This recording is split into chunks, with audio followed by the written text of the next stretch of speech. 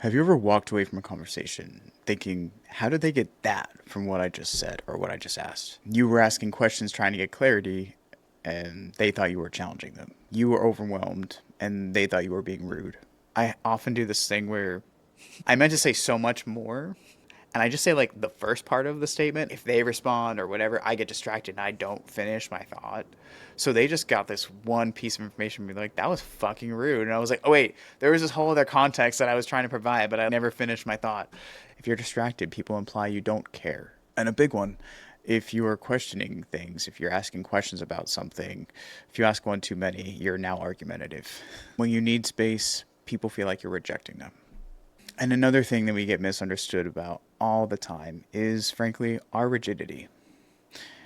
Our rigidity about routines, about the types of food we like to eat and when we like to eat it, structure, and liking or not liking surprises, changes to our routine that are unexpected, and how that might affect us. They don't understand the context for why this is a big deal for us. But what's on the back end of that is every decision we have to make that we thought we already had figured out is and emotional taxation. One of the most exhausting parts of AuDHD isn't sensory overload or executive dysfunction. One of the lesser talked about issues with being AuDHD is feeling like you're constantly misunderstood.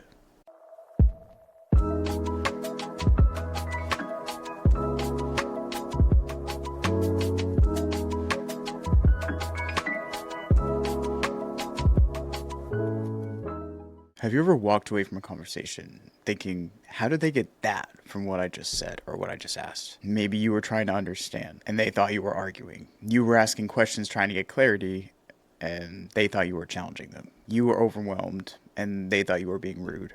One of the most exhausting parts of AuDHD isn't sensory overload or executive dysfunction.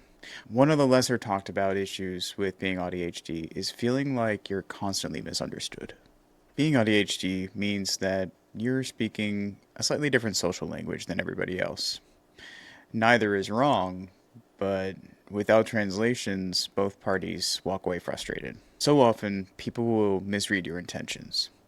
People often imply intent based on others' behavior, but unfortunately, our intent is not very obvious based on our behavior. So sometimes we're quiet, and others might think that we're angry or we don't want to be there. That's a big one for me. Sometimes we can be a little blunt. Our delivery of vitally important and often with the most wonderful intentions of being helpful information is often delivered in a way that isn't taken that great and is misunderstood as us being rude or just having a terrible bedside manner. And while that may be kind of true, it's not our intention. And on the opposite end of the spectrum, when we're excited, we're overly excited and it's too much for everybody else. I don't understand, based on our normal demeanor, where all this energy and this, based on our normal demeanor, most people are a little confused where all that energy is coming from all of a sudden when we get excited about something that we're passionate about. On the ADHD side of things, if you're distracted, people imply you don't care. And a big one, if you are questioning things, if you're asking questions about something, if you ask one too many, you're now argumentative. And when you need space, people feel like you're rejecting them.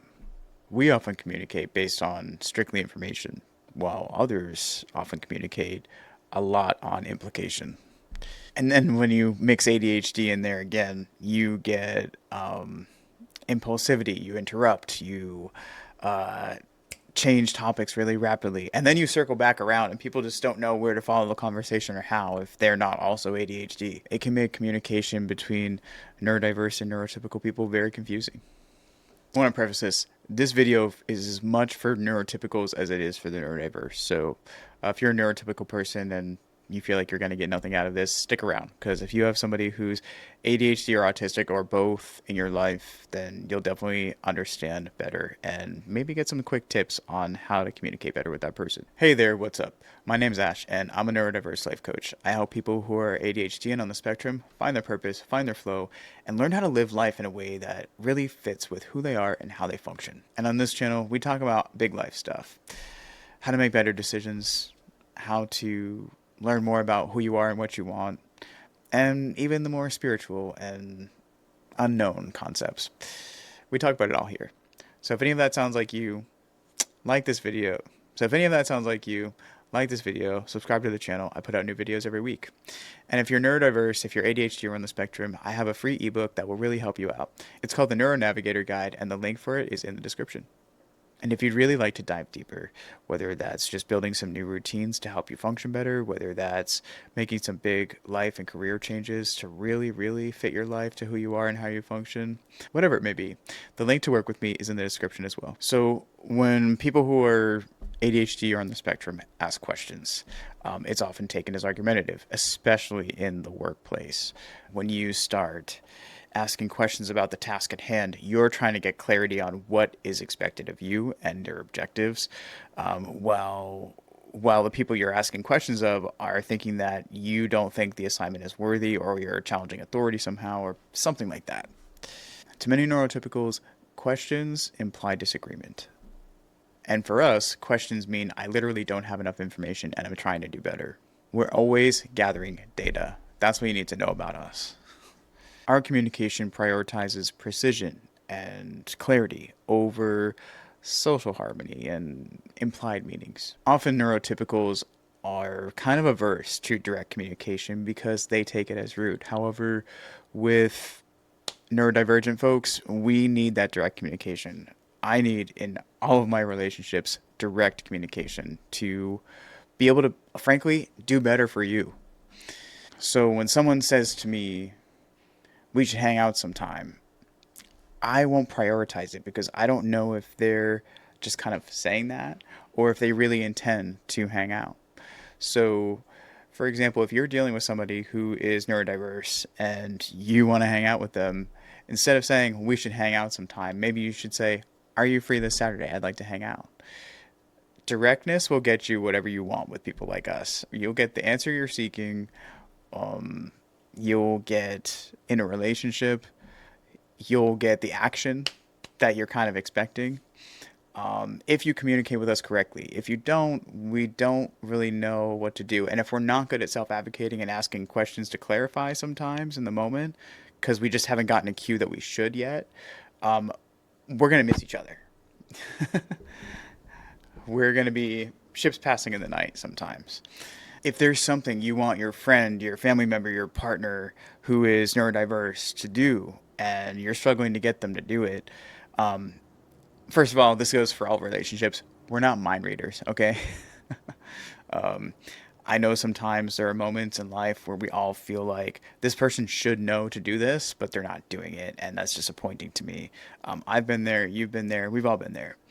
But when it comes to neurodiverse folk, if you are more direct, instead of saying, I wish someone would help me with this, I'd be like, yeah, I can understand that. I understand what it's like to feel that way. And then if you say instead, can you help me with this? I'd be like, oh, let me jump off I'll be right there. I'm coming. It's the simplest changes in communication that will give us a little more directness to be able to meet you halfway, to show up in the way that you want us to show up.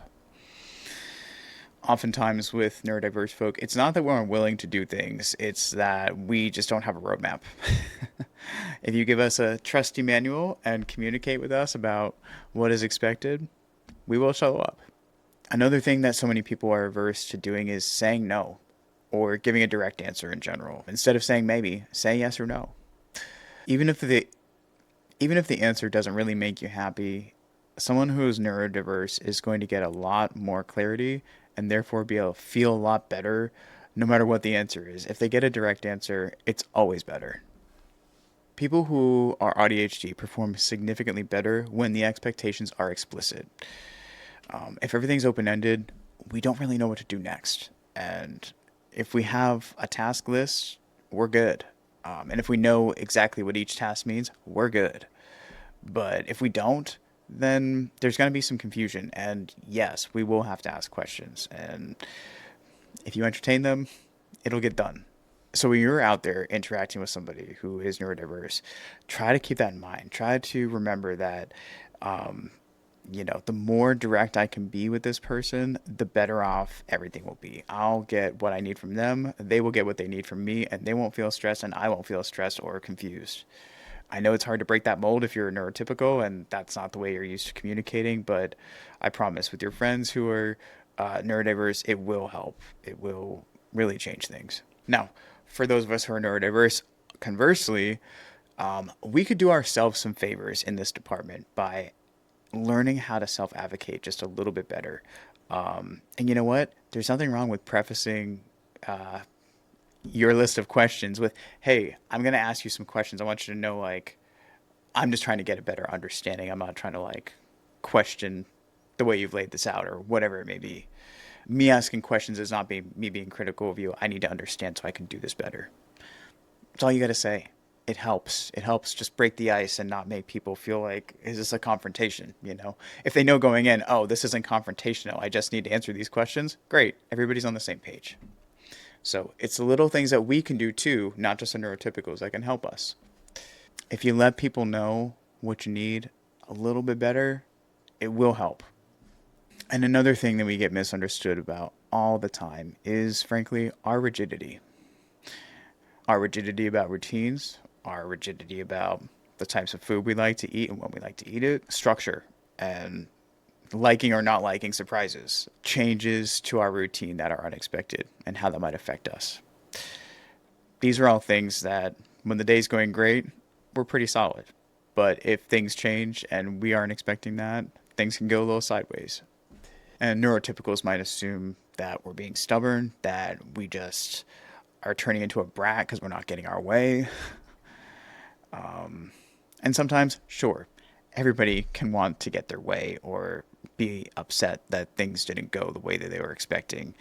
For us, it's on a different level, though, because we hold on to those routines as something that stabilizes us. And so when that changes and we don't have a good backup plan in place, we can get a little panicky and a little stressed. And then by way of that, we can, kind of be stubborn, maybe a little agitated. And a lot of people don't know how to take that. They don't understand the context for why this is a big deal for us. But what's on the back end of that is every decision we have to make that we thought we already had figured out is an emotional taxation. It's mental energy that we have to put forth. That predictability reduces our anxiety greatly. And having routines frees up a little more executive function space, brain space for us. So a change of plans, a sudden one, a drastic one, it feels like somebody just pulled the rug out from under you and you have to start over and thinking about how you're going to go about your whole entire day. And for a neurotypical, that's like, okay, cool. For a neurodiverse brain, that's a different story. Especially if you really were looking forward to it, if you had already kind of mentally rehearsed how you were going to go through these things you have to do that are a little more challenging, it can be tough. The only time I enjoy a change up in my routine is if I go from having a lot of things on my plate to almost nothing on my plate. That's the only time where I'm happy if there's a plan change, honestly. But that's almost never the case in life. The schedule change usually comes up with me having to emotionally prepare myself for doing something else at the time that I thought I was going to be doing this other thing. And that can be really taxing on me. And you know what? One of my tasks usually will get dropped and moved to another day at that point, because by the time I get to the end of the other stuff, that last thing, I'm like, I got nothing. I got zero to put into this. And that's the reality for neurodiverse people. And all of these things can really affect our relationships. For one, friendships can feel really hard sometimes. I'm fortunate to have a lot of people in my life who are neurodiverse, as it turns out. I always wondered why other people struggled a lot to find friends as a neurodiverse person. And I'm like, well, I definitely struggle with some people in my life more than others. But most of my core people in my life, as it turns out, are not neurotypical. And that makes sense as to why we don't really have a problem hanging out with each other. I kind of unintentionally built a core friend group that is mostly not neurotypical people, and that's also not surprising in a lot of ways. But when it comes to being friends with neurotypical people who may not understand what's going on with you, and you may be trying to figure that out yourself, and that's okay. But you're going to experience this where you may just not feel fully understood. Your friends are like, I don't really get your routines, man. Like, you do you. And sometimes with certain people, you feel like you have to mask to kind of make the relationship work. I don't know if that's the words I'm looking for, but you feel like they're not going to fully get you if you aren't somewhat masked, if that makes sense. And then if things get a little awkward, you find yourself kind of replaying conversations after the interaction and wondering if you said something wrong. And often you just feel like everybody else got the social interactions manual that you never got. I don't know. For me, I've always felt like in social groups, larger social groups, if it's like 2 or 3 people, I'm usually okay. But like more than that, forget it. I've always felt like I was trying to keep up in a way with the conversation, with the group, with just observing what people are interested in that I might not be, and just wondering why that is. You're usually an interesting person to neurotypicals, so you're included, but you still have trouble fitting in a way. And that's a pain that a lot of people don't understand, that we experience a lot. I feel like I fit in and I blend in certain ways, and then there are moments where, the mask comes off and people have this moment of realization that they're like, oh, this guy is different than I am. And I can kind of see that on people. And it makes it hard to relate sometimes, to be honest. You're just slightly off in certain moments. And that's the giveaway that, might make people a little uncomfortable sometimes. And makes you uncomfortable a hell of a lot. Luckily, and I've said this before, we're kind of in this age where I feel like people are starting to understand people who are not neurotypical a little bit better. And the awareness is out there a little more that the spectrum is not just people who are very obviously on the spectrum and have had, special ed services their whole life or whatever, what have you. Not everybody's like that. Some people are what society would call higher functioning, but suffer great amounts of pain that is hidden underneath a mask.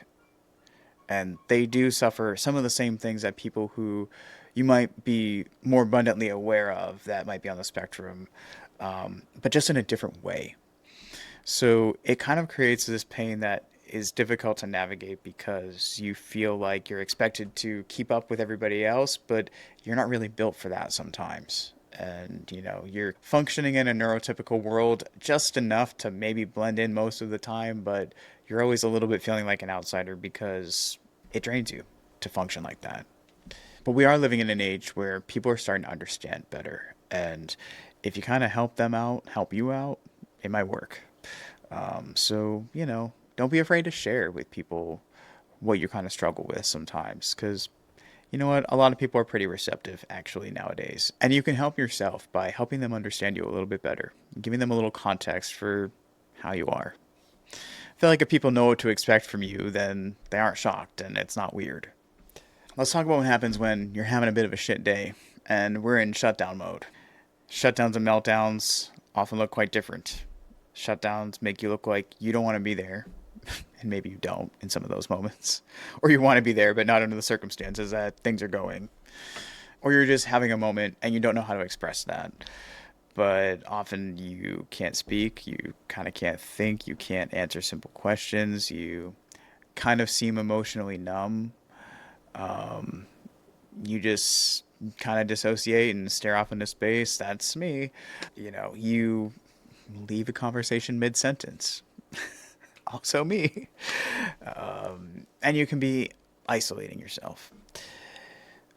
All of these things look like you've rejected the group and you don't want to be there. They assume that you're ignoring them, that you don't care, that you're giving somebody the silent treatment, when in reality, you are just overloaded and your body shuts down because it needs to recover. Your nervous system is actually trying to protect you. And while it is inconvenient when it happens, it's probably for the best because, your brain has decided you've hit your max capacity and it needs to chill for a minute. And sometimes it's the environment. Sometimes it's you made these plans when you felt like you were in a really extroverted mood, and now that you're here, you're like, oh, fuck. This is not my day for this. It happens to all of us, and it's something that we have to learn to navigate, right? Maybe you need to go take a minute. Certainly don't force yourself into the situation if you feel like recovery is not possible. If you don't take a beat for 5 minutes and you're going to feel a little better and be able to return back to your friends or whatever you're doing, Look, I've had this after a long work day that, you know, I've shut down before where I'm out to dinner with a girl and I'm like in my head going, "Oh my God, she probably thinks I'm like not into this or I don't want to talk to her." And I just, I don't have anything left. And I didn't realize that till we got to this fucking meal. And now I'm sitting here and the poor woman is having dinner with a brick wall practically. And, you're in your head about this. And, I've learned a lot since then. But in those moments, I struggled to say anything until like later. And, I think as long as you say it that day, so nobody feels rejected. But in that moment, be like, you know what? I've had a really long day and I'm just struggling a little bit with words right now. So, but I'm not but I want you to know I'm not enjoying your company. You know, little things make a big, big difference. Um, Look, but if we've gone past shutdown and we're getting to the point where you're so overloaded that you actually feel your energy increasing and not in a good way, and you feel like you're going to literally explode, you're on a fast moving highway to meltdown, okay? And you don't want to be there. Nobody wants to see that. You don't want to see that. Nobody likes going through it. Meltdowns can be agitation. They can be like literal kind of tantrums, and yelling or just kind of getting really agitated. I've had to explain to previous partners that if I ever get like really agitated, I want you to know it's probably not has nothing to do with you, and just give me a little space for a minute, and I will like cool myself down, and I'll center myself again, and I will come back. And I always come back and explain that I let things get a little too far and I was a little stressed out. And I want you to know it had nothing to do with you, really. I was just maxed out and I couldn't handle the noise in here, whatever it was. And something happened that really frustrated me unexpectedly. And I kind of lost my shit for a minute. I'm really sorry to get to see that. You know, little things go a long way. And again, we don't like to get ourselves in situations where the meltdown happens. The shutdown is bad enough. But the reality is they are going to happen sometimes. Life is going to throw us unexpected things that really throw us for a loop. If we're a little bit stressed out and a little bit in a rush or we're trying to get something done, we can unfortunately ignore those warning signs that, hey, you're pushing it, dude. You're pushing it. You got to cool it for a minute. You got to decrease the amount of stimuli in your life right now. Otherwise, you're going to just snap.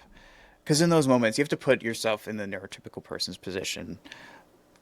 They see you kind of having a little bit of a freak out over something that to them probably seems like not a big deal. But what they don't have is the context of it wasn't that one thing. That one thing was just like the straw that broke the camel's back. There were like 10 other things leading up to that, preceding that were building you up and building you up and building you up. And you were masking. You were trying to do the thing and be the person that you want to be with your friends or whatever. You're trying to show up, you're trying to function, whatever it is. But sometimes we push that a little too far in our effort to be like everybody else, and it comes back to bite us. But if you put yourself in that person's position, especially, in dating situations, I date women. Women can get a little scary if they see a guy getting a little aggressive, even though that aggression is not at all directed at them or about them.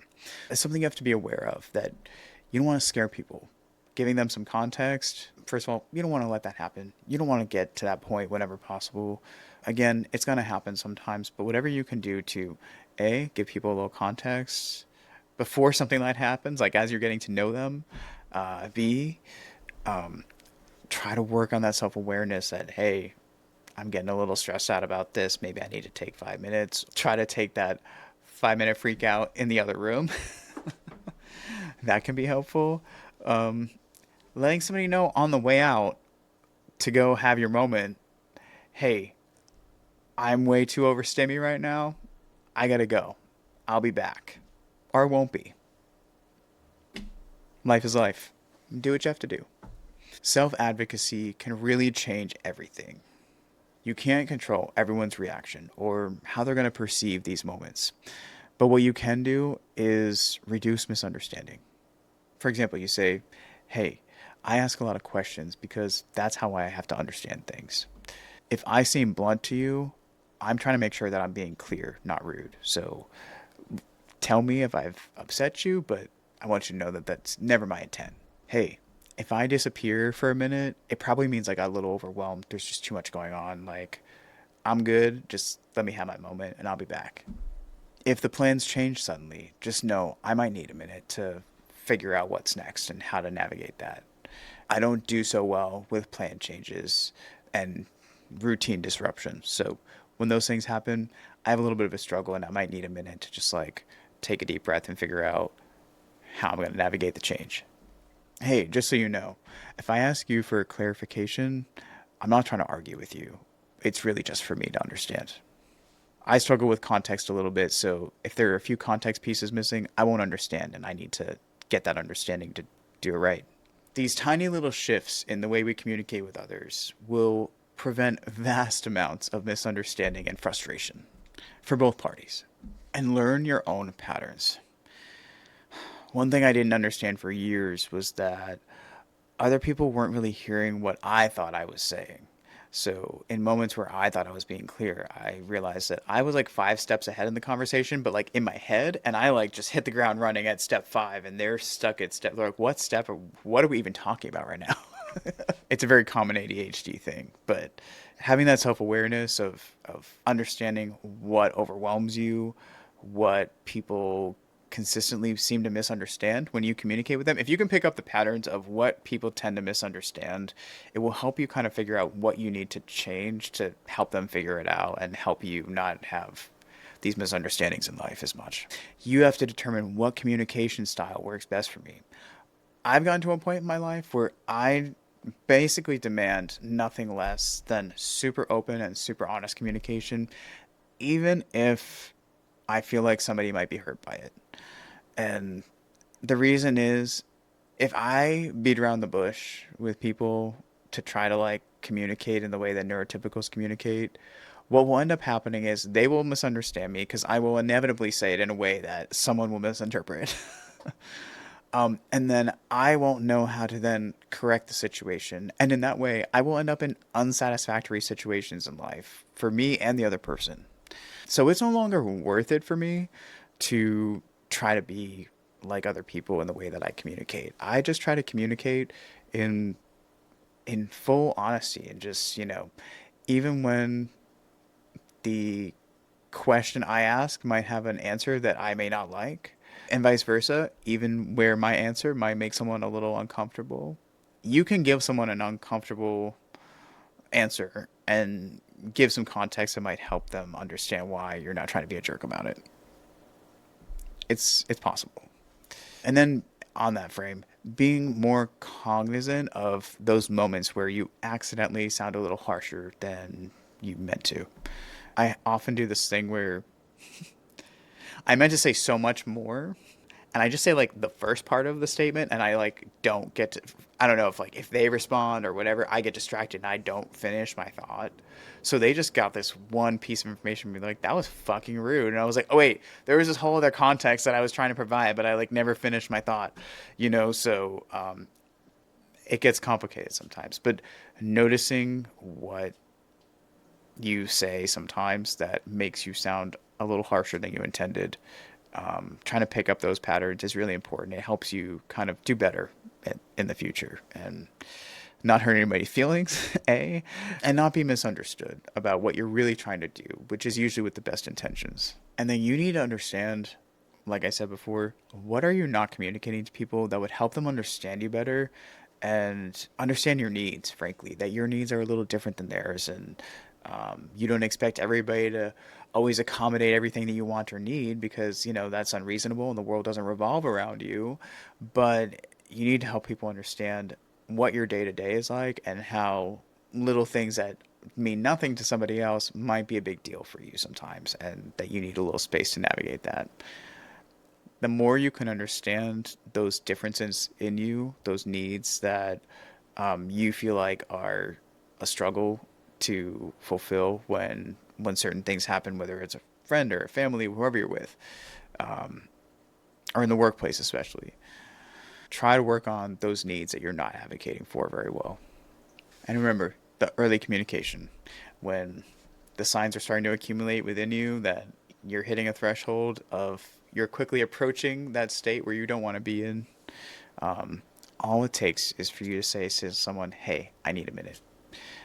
I'm getting a little overwhelmed.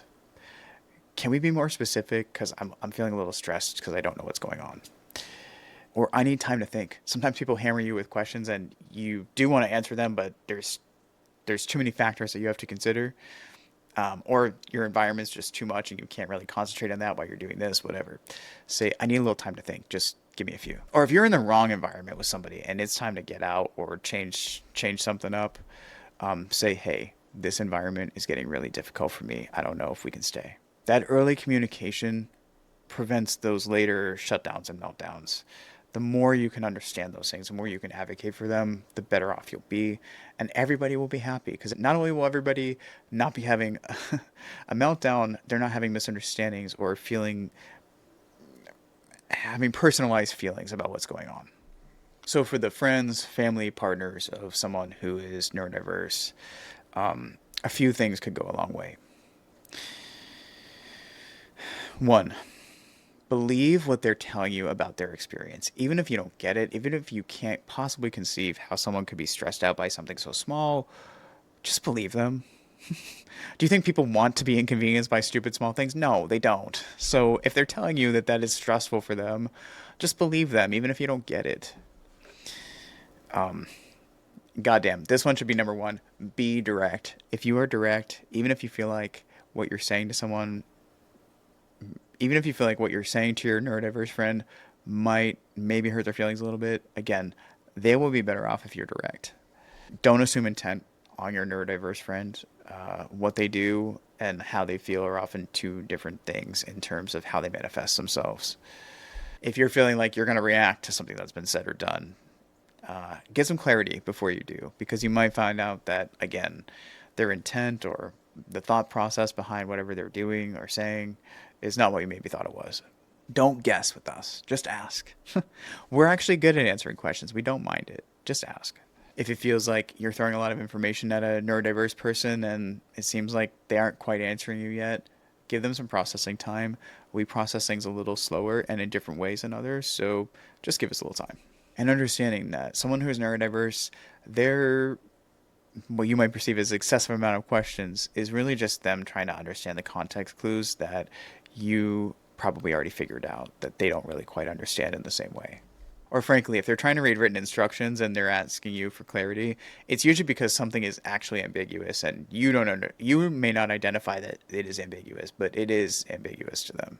And also understand that sensory overwhelm is real. It is real for neurotypicals too, but they don't experience it nearly as intensely as the neurodiverse. So, think of those times when something's going on, your kids are screaming in the car and the music's on and you're trying to go somewhere and you need to turn the music down to see the directions better, see your GPS better, that's what's going on in our brains all the time. So understand that sensory overload is real and we experience it just far more intensely than you do.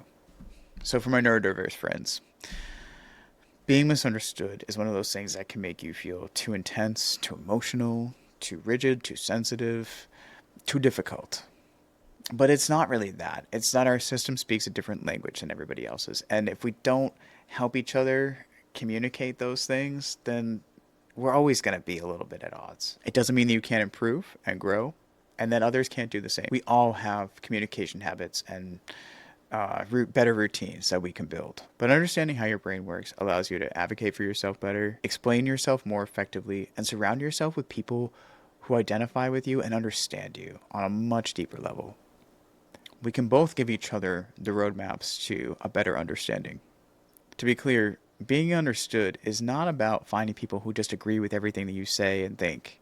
It's about finding people who are willing to ask the question, help me understand how your brain works or how you function. If you have a great neurotypical, neurodiverse misunderstanding story, feel free to share it in the comments. And until next time, peace.